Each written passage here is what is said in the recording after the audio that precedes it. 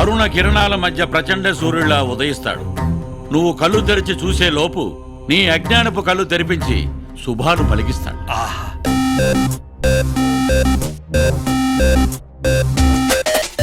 ఎవరేం అడిగినా ఇవ్వాలి కదా, అందుకే దేవుడాడు.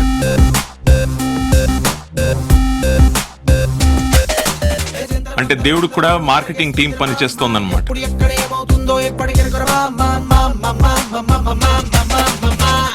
ఈ 50 లక్షలు తీసుకొని నైట్ స్టేట్ గోడ దుంకి జంప్.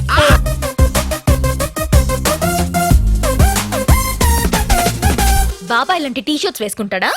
టీ షర్ట్లు జొబ్బాలు మనుషులకమ్మా, భగవంతుడు ఏదన్నా వేసుకోవచ్చు, ఎలా అన్నా ఉండొచ్చు. అదిరే దడ పుట్టిందే వయసే వడబెట్టిందే మతినే సడగొట్టిందే అసలేమై ఉంటుందే.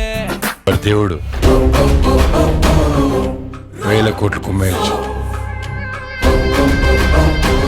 మన ఎంపీలు ఎమ్మెల్యేలు బ్లాక్ మనీ ఎక్కడ దాచుకోవాలో తెలియక కొట్టు సాత్తున్నారే.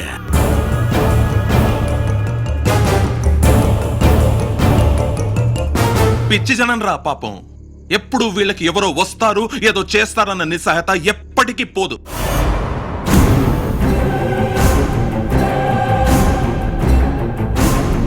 ఇప్పుడు నేను దేవుడిని, నేనేం చెప్తే అది జరుగుతుంది.